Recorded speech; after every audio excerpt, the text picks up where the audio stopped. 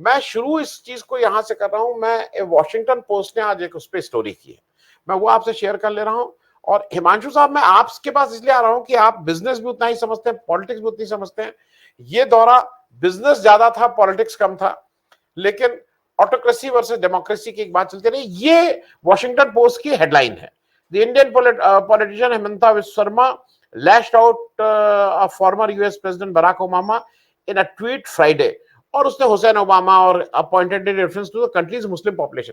जिस बात को मोदी साहब बार बार ये कह रहे हैं, नहीं, उन्होंने अपने प्रेस कॉन्फ्रेंस में 14 बार डेमोक्रेसी का नाम लिया, मतलब इसको इतना सर्टिफिकेट देने की जरूरत नहीं थी। उस पर एक तरह से पानी फेर दिया गया हेमंता बिस्वा शर्मा द्वारा। अब ये अति उत्साह में किया गया कि बीजेपी के अंदर के कुछ लोग ऐसे हैं जो चाहते नहीं है कि मोदी जी की इस तरह की इमेज रहे, इत्यादि इत्यादि। माफ कीजिएगा हिमांशु साहब, मैं सबसे पहले ये आपसे पूछ रहा हूं कि इस दौरे में दो पार्ट थे, एक पॉलिटिकल था, एक बिजनेस था। बिजनेस पार्ट बहुत से लोग कह रहे हैं कि अनप्रेसिडेंट है, इतना ऐसा टेक्नोलॉजी ट्रांसफर ऑफ टेक्नोलॉजी आज तक नहीं हुआ। और दूसरा पॉलिटिकल पार्ट है। दोनों पे आपकी एक टिप्पणी हिमांशु जी। तो मुझे लगता है पहले तो हेमंत बिस्वा शर्मा ने जो कमेंट किया है, मुझे लगता है उनको शायद ये भूल गए हैं कि नरेंद्र मोदी जी का ये बयान था कि ओबामा और नरेंद्र मोदी जी का तो तू ताड़ी का संबंध है। आप निकाल लीजिए सभी मीडिया रिपोर्ट्स, तो तू ताड़ी करने वाला मित्र कुछ भी बोल देगा, कोई सवाल ही नहीं उठता है। वो अपने तरीके से अपने लहजे से उसको जो कहना है वो उसने क्रिस्टिना अमनपोर को कह दिया उस CNN इंटरव्यू में। तब जब तू ताड़ी का संबंध है प्रेसिडेंट के साथ, जो प्राइम मिनिस्टर ने खुद कहा है, उसके ऊपर हेमंत बिस्वा शर्मा इतना क्यों रिएक्ट कर रही है, समझ नहीं आ रहा है, पहली बात। दूसरी, जहां तक देशपांडे जी को भी मैंने सुना, सिंह साहब को भी मैंने सुना, जो बात है बिल्कुल सही है कि फिलहाल अमेरिका को भारत की जरूरत है। आप पिछले दिनों देखिए अमेरिका किस तरीके से नेविगेट किया है। जो डेट क्राइसिस इनका जो था, डेट सीलिंग की जो लिमिट की बात थी, 31 ट्रिलियन डॉलर की इनके कंट्री के ऊपर डेट है। हम 5 ट्रिलियन डॉलर की इकोनॉमी बनने की बात करें, हमसे 6 गुना ज्यादा वो डेट लेके बैठे। अब ऐसे माहौल में अगर आप प्रेस कॉन्फ्रेंस में जो स्पीच दी गई जो बाइडेन के द्वारा, वो क्लियरली इंडिकेट कर रही थी कि आपके बोइंग के ऑर्डर्स की वजह से हमारे 3 स्टेट सर्वाइव हो रहे हैं, वहां के लोग सर्वाइव हो रहे हैं। और जो भी ये टेक्नोलॉजी ट्रांसफर की बात है, 80%, जैसे सबने कहा कि इतना कनाडा या इंग्लैंड के साथ भी नहीं हुआ है, तो ये इसलिए हो रहा है क्योंकि लेबर आज दुनिया में सबसे सस्ता 2 ही मुल्कों में है, चाइना में और भारत में। चाइना में आप भरोसा कर नहीं सकते हो। भारत में जनरल मोटर्स एक जमाने में जब 1993 की उदारीकरण की बात आई थी, तो सबसे पहली जनरल मोटर्स ने कंपनी ने हालोल में अपने गुजरात में अपना प्लांट लगाया था। वो अभी निकल गई, वहां पे वो MG का प्लांट लग गया है, वो शायद कोई इंडियन कंपनी लेने वाली है, ऐसी बात आ रही, क्योंकि इंडिया में आज डिमांड नहीं है। हालांकि अभी मुझे जो लग रहा है, जिस तरीके से ये बातें आ रही है सामने कि इतना सारा निवेश आएगा, ये सब आएगा, तो ये जो एक प्रोटोकॉल विजिट जो थी, जहां पे आप अगर देखने जाए तो एक तरीके से खरीदार भी बन के गए, और एक तरीके से आपने कहा कि हम इतना खरीदेंगे आपसे, तो आपका जो इकोनॉमी वगैरह, जैसे राफेल में क्लियरली फ्रेंच प्रेसिडेंट ने कहा कि हमारी इकोनॉमी सस्टेन हो गई राफेल की डील की वजह से। तो आज सभी मुल्क जो एक डेड ट्रैप में है, क्योंकि देखिए 2008 के बाद क्या हुआ है, 2008 में ज्यादातर जो सेंट्रल बैंकर्स थे उन्होंने लिक्विडिटी पंप की। लिक्विडिटी पंप इसलिए की ताकि वहां पे कारखाने लगे, नौकरियां लगे, लेकिन ये हुआ नहीं। मालिकों ने वो पैसा मुफ्त पे लिया, 0 इंटरेस्ट पे। उन्होंने अपने शेयर्स बाईबैक करना शुरू कर दिया, शेयर का वैल्यूएशन बढ़ा, लोग शेयर बाजार में गए। और आज हालात ये है कि अगर फेड इंटरेस्ट रेट बढ़ाता है तो आपकी बैंक्स कोलैप्स होती है, आपकी IT इंडस्ट्री में प्रॉब्लम है सब। जब आप, क्योंकि IT इंडस्ट्री में भी क्या हुआ है, मैन पावर नहीं, और आप पूरा रिप्लेस कर रहे हैं आर्टिफिशियल इंटेलिजेंस, क्वांटम कंप्यूटिंग, तो इन एरियाज में भी सब बातचीत हो रही है। क्योंकि भारत ने जिस तरीके से BFSI सेक्टर में जो कंपनियों ने काम किया है, और जो फॉरेन रेवेन्यू जो कंपनियां लाई है, विप्रो है या इन्फोसिस, ये सब कंपनीज ने, तो उस दिशा में आज ये भी बात आ रही है कि क्वांटम कंप्यूटिंग, आर्टिफिशियल इंटेलिजेंस के एरिया में हम काम करेंगे, क्योंकि ये कंपनीज को भी आज सर्वाइव होने के लिए बड़ी बड़ी लाइसेंस फीस देनी पड़ती है, और उनके मार्जिन स्क्वीज हो चुके हैं। तो ऐसे हालात में ये जो डील है, या जो भी ये बात आ रही है, उसमें क्लियरली अमेरिका को भारत की फिलहाल जरूरत है। सबसे ज्यादा पॉपुलस कंट्री, हालांकि 2021 के बाद तो सेंसस हुआ नहीं है, तो पता नहीं कितने लोग जिंदा है, क्या है, किस तरीके से, लेकिन एक सेंटिमेंट जो है कि सबसे ज्यादा पॉपुलस कंट्री, ऐसे टाइम जोन में जहां पे 10.5 घंटे इस तरफ, 10.5 घंटे उस तरफ, और आप एक ऐसी cheap labour force market, dividend, demographics, ये सब जो भी आप बोलिए, डेमोग्राफिक डिविडेंड वगैरह, तो उसके चलते और चाइना के सामने आपको अगर बड़ी एक ताकत खड़ी करनी है तो इंडिया के अलावा आपके पास कोई विकल्प है नहीं। जिस तरीके से प्राइम मिनिस्टर ने अपनी जो स्पीच थी, प्रेस कॉन्फ्रेंस, हालांकि प्रेस कॉन्फ्रेंस उनकी मजबूरी थी क्योंकि स्टेट विजिट थी और प्रोटोकॉल था और करना पड़ा, तो उस स्पीच में उन्होंने फोकस जो रखा वो यही रखा कि इंडो पैसिफिक में सिक्योरिटी का लेके जो मामला चल रहा है, जिस तरीके से पूरी धरी बन रही है, एक तरफ चाइना है, रशिया और अब मिडिल ईस्ट भी अमेरिका के हाथों से चला गया है और सबके ऑयल इंटरेस्ट है। और जैसे देश पांडे जी ने कहा कि अमेरिका हमेशा अपना जियोपॉलिटिकल इंटरेस्ट और अपने जो इकोनॉमिक इंटरेस्ट है वो पहले कवर करता है। तो आप अगर देखेंगे 50 से लेके 90 के दशक तक ये जो 6 बड़ी ऑयल कंपनियां थी, उन्होंने किस तरीके से पूरे विश्व में ऑयल इकोनॉमीज को खत्म किया और ऑयल के साम्राज्य पे अपना मतलब टिका जमा के बैठे थे। आज के जमाने में ऑयल रिप्लेस हो रहा है रिन्यूएबल एनर्जी से, जो राइट विंगर्स ज्यादातर उसमें इन्वेस्टेड है, जितने भी ये टेक कंपनीज है, क्योंकि उनको टेक्नोलॉजी चलाने के लिए इतनी बिजली की खपत है, तो उन्होंने जिस तरीके से रिन्यूएबल में इन्वेस्ट किया है, ये सब किया है, उसके चलते अब जो बात आ रही है, अगर आपको इतने स्केल पे ये मैन्युफैक्चरिंग ले जाना है तो आपको इंडिया के अलावा, इंडिया एंड चाइना दो ही है, लेकिन आपको इंडिया के अलावा कोई ऑप्शन नहीं, क्योंकि चाइना पे आप भरोसा कर नहीं पा रहे हो। तो इसीलिए, और ये विजिट को अगर आप देखेंगे तो ये विजिट कैसी रही है, ये विजिट ऐसी रही है कि मैं 1 महीने से ट्रैक कर रहा था। जब राहुल गांधी गए उससे पहले अमेरिकन डिप्लोमेट्स इस विजिट के बारे में पहली बार मैं ऐसा देख रहा था कि अमेरिकन डिप्लोमेट्स इस विजिट के बारे में अपने तरीके से बयान दे रहे थे कि ये बहुत पॉजिटिव है, ये है, वो है। तो अचानक क्या हो गया? ये इसीलिए कि आज आपको भारत की जरूरत है, और भारत के पास क्या है? भारत के पास इंटेलेक्चुअल कैपिटल है, ग्रे सेल है, जिसके ऊपर आप कब्जा जमाना चाहते। वेस्ट की हमेशा ये चीज रही है, आप समझ लीजिए। वेस्ट, जैसे देश पांडे जी ने कहा, मैं उस बात से बिल्कुल सहमत, उनके जियोपॉलिटिकल इंटरेस्ट, उनके इकोनॉमिक इंटरेस्ट वो पहले देखेगा। टिम कुक ने ये कहा है एक इंटरव्यू में कि अगर मैं चाइना में जाके प्रोग्रामर्स वगैरह iOS के मांगता हूं तो कन्वेंशन हॉल भी मुझे कम पड़ता है, इतने लोग आ जाते हैं, लेकिन अमेरिका में नहीं हो पा रहा है। तो आज उनके पास वो मैन पावर नहीं है। सिलिकॉन वैली आप देख लीजिए, पूरी की पूरी इंडियन से भरी पूरी है, महाराष्ट्रियन लोग है, तेलुगु लोग है, गुजराती जितने भी हो फाइनेंस सेक्टर में है वहां पे। तो ये सब आप देखिए किस तरीके से पूरा ट्रांसपायर हो रहा है। उसके साथ साथ जो डेवलपमेंट्स आ रहे हैं, जैसे सिंह साहब ने अदानी के इस डेवलपमेंट के बारे में बात की, कल एक दूसरा डेवलपमेंट अदानी का आया है, अदानी कॉनेक्स इन्वेस्ट कर रहा है नोएडा और उन जगहों पे, वो पूरा एक डेटा सेंटर बना रहा है।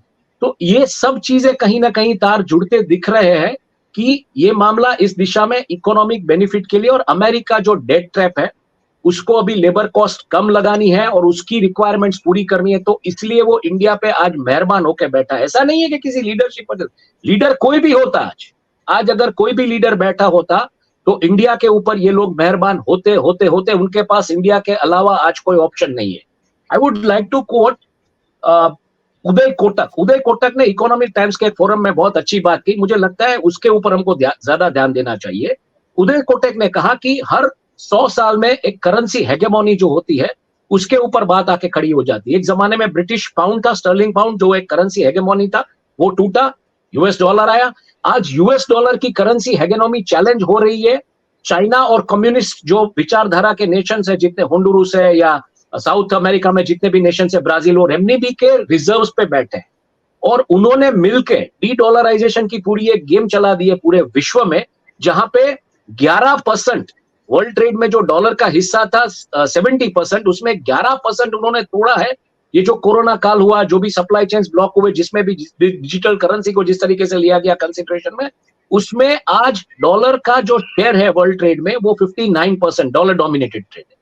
तो इसके चलते वो भी आपको सस्टेन करना है, तो आपके अलावा कोई दूसरा चारा नहीं। एक और बात कह के मैं पूरी बात खत्म करूंगा। जिस तरीके से एक धरी बन रही है चाइना, रशिया, मिडिल ईस्ट की, जिनका अभी जो नजर है, उनकी जो नजर है वो आर्कटिक पे जो ऑयल एंड गैस रिजर्व्स है उन पे पड़ी है। वर्ल्ड के 86% रिजर्व्स या तो मिडिल ईस्ट में, फॉर्मर सोवियत यूनियन में, अमेरिका में। तो अगर उस तरीके से, उस लहजे से अगर आप देखेंगे तो दो कंट्रीज, मतलब दो रीजन्स अगर हम बात करें, रशिया और मिडिल ईस्ट, एक दिशा में एक साथ हुए एक सबसे बड़े सप्लाई मतलब बायर के लिए, जो कि चाइना है। और चाइना ने भी अभी इंटरेस्ट शुरू कर दिया आर्कटिक में। आर्कटिक में फिलहाल नाटो की और कैनेडियन फोर्सेस की, यूएस की जो जिस तरीके से एक्सरसाइज हुई, इसके ऊपर सबकी नजर है। उसी दिशा में रशिया ने भी ऐसी एक्सरसाइज की है, जो मिडिल ईस्ट उसमें ऑब्जर्वर। तो कहीं ना कहीं जिस तरीके से तेल का खेल वापस जियोपॉलिटिक्स में आ रहा है कि एनर्जी के साथ साथ आपको तेल के ऊपर भी एक अच्छा कस्टमर चाहिए, और इंडिया आज रशिया का सबसे बड़ा ऑयल कस्टमर बन के बैठा है।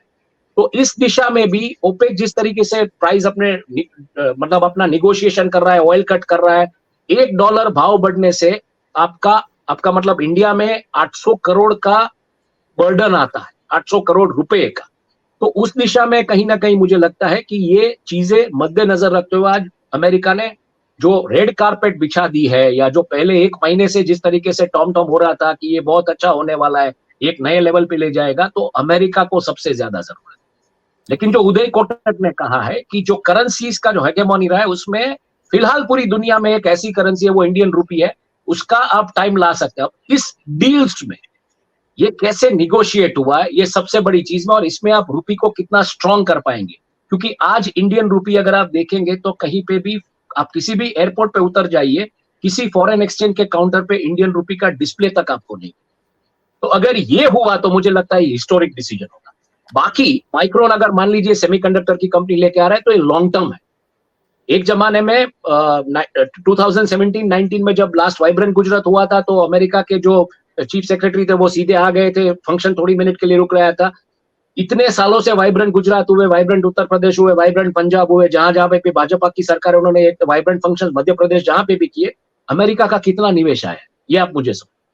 तो निवेश आने में वक्त लगेगा। ऐसा नहीं है कि निवेश आज आज तय हुआ, एमओयू साइन हुआ और कल से कारखाने लग गए, ऐसा बिल्कुल नहीं लगेगा। और खास करके सेमीकंडक्टर और जो मतलब चिप प्रोग्रामिंग की बात है, तो आज देख लीजिए फॉक्सकॉन वेदांता का डील का क्या हाल है, क्योंकि मैन पावर उस लेवल का होना चाहिए। आज हमारे सबसे बड़े जो इंजीनियरिंग के संस्थान है आईआईटी, वहां पे भी ये लैब्स नहीं है जो कि माइक्रोचिप लेवल का प्रोग्रामिंग सिखा सके, क्योंकि इसके लिए आपको बहुत ही कंड्यूसिव एनवायरनमेंट चाहिए, इंप्यूरिटीज मैनेज करनी पड़ती है एकदम माइक्रो स्केल पे। मतलब 1 करोड़ पीसीस के बीच एक शायद इंप्यूरिटी कुछ आ जाए तो ठीक है, उस लेवल का आपको सेटअप चाहिए, उसमें खरबों रुपए की लागत आ सकती। तो ये निवेश कैसे करेंगे लोग, कहाँ पे आएंगे, ये सब चीजें अभी मुझे लगता है देखनी पड़ेगी।